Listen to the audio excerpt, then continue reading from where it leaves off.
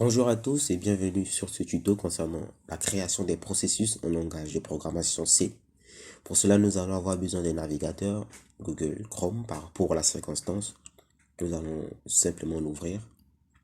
Nous allons rechercher le compilateur en ligne pour C. Voilà, vous pouvez constater qu'il y en a bien plus, mais nous allons prendre le premier, de préférence. Voilà, un premier code de départ s'affiche, mais nous n'allons pas l'utiliser, nous allons supprimer. Et nous-mêmes, nous allons retaper notre code. Pour commencer, nous allons inclure la bibliothèque standard que nous connaissons tous, pour ceux du moins qui ont fait la programmation en langage C déjà. La bibliothèque, c'est stdio.h, qui est chargée des entrées input, output et les sorties, avec la méthode scanf et printf. Par la suite, nous allons inclure unistd.h, qui est la bibliothèque chargée pour la création des processus. Voilà, nous pourrons utiliser fork, getPID, getppid pour les identifiants. Ensuite, nous allons inclure la bibliothèque wait pour mettre en attente la fin d'exécution, pour attendre la fin d'exécution de tous nos processus. La méthode wait, la bibliothèque wait.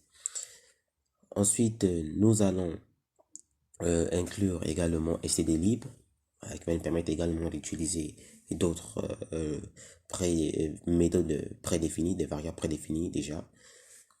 Donc, nous allons passer à la suite à la création de notre fonction principale, notre main, qui sera chargée de retourner un exit success. Exit success est une variable déjà de stdlib, c'est une variable de stdlib. Donc voilà. Exit success. Vous pouvez mettre un return 0, il n'y a pas de souci pour ceux qui sont habitués. Le but c'est de découvrir également des nouvelles choses. Par la suite, nous allons déclarer les identifiants de nos processus. Nous allons créer deux processus, PID1, donc PID1 et PID2, c'est les identifiants de nos processus, donc nous allons les déclarer. Par la suite, nous allons créer le premier processus. La PID est égal à fork. Donc, premier processus est égal à fork. Lors de la création d'un processus, normalement, la valeur de retour, c'est 0. Donc, nous allons vérifier si le processus a été correctement créé. Donc, en vérifiant la valeur de retour de notre fork dans le PID1. Donc, si le PID1 est égal à 0, donc égal à 0, on compare la valeur de retour après avoir fait le fork. Le fork a renvoyé une valeur. Est-ce que la valeur que le fork a renvoyé, c'est 0? Si c'est 0, alors voici le code qui va exécuter. Il va dire hello, je suis. Il va afficher son identifiant. Donc le processus 1 va afficher son ID, son identifiant. Et il va également afficher l'identifiant du processus parent, donc de son père. Donc il va faire getPID et getppid. GetPID, c'est pour récupérer l'ID du processus courant.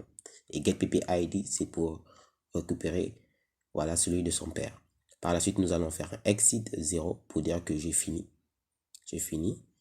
Et ensuite, nous allons vérifier si la valeur retournée par le fork est égale à moins 1. Si c'est moins 1, ça veut dire qu'il y a une erreur.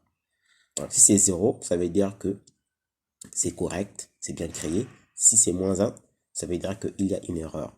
Donc, il va afficher le message erreur de création du processus. Voilà. Par la suite, il va sortir exit 0, exit 1 ou exit moins 1.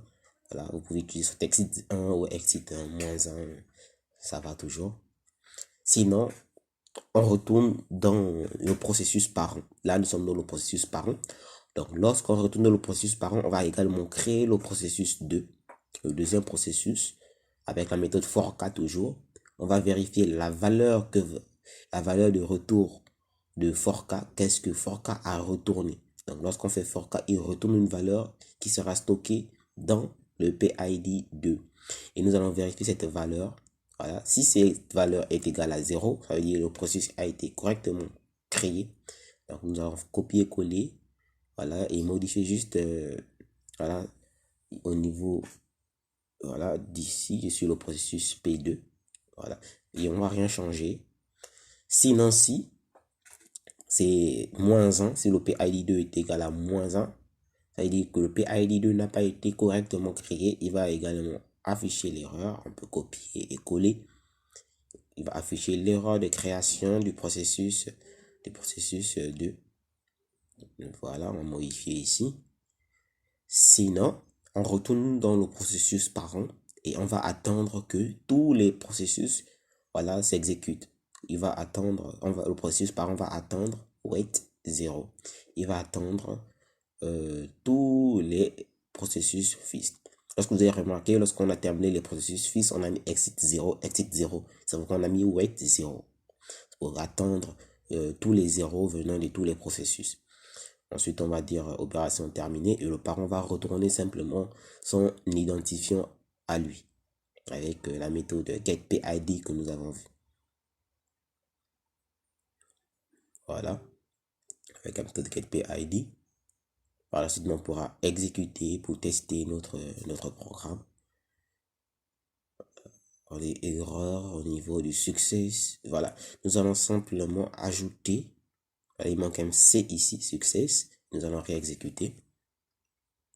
Voilà, vous pouvez constater que tout se passe bien. Le premier processus, voilà, va s'afficher. Le deuxième, le parent. Voyez-vous que tous les processus ont le même père. Donc, nous allons également voir comment cela s'exécute au niveau du Visual Studio Code. Pour cela, nous n'allons pas créer encore un autre code. Nous allons copier simplement notre code ici et nous allons aller sur Visual Studio Code. Voilà. Nous allons aller sur notre bureau. Nous allons ouvrir Visual Studio Code. Nous allons ouvrir Visual Studio Code et par la suite ouvrir un nouveau dossier. Nous allons ouvrir un nouveau dossier au niveau de notre bureau. On va aller au niveau de notre bureau et nous allons créer un dossier. Voilà, on va l'appeler processus. Ce dossier, on va l'appeler processus. Vous pouvez l'appeler comme vous voulez. Nous allons ensuite l'ouvrir au niveau de notre éditeur. Dans ce dossier, nous allons créer un fichier avec l'extension .c. Vous pouvez donner le nom que vous voulez, je ne sais pas comment vous voulez le nommer, mais vous avez le choix sur le nommage. Ensuite, sans oublier l'extension .c parce que c'est un fichier C. Voilà. Une fois ouvert, nous allons simplement coller notre code ici. Nous allons le coller. Voilà. Et nous allons ensuite l'exécuter. Nous allons simplement l'exécuter.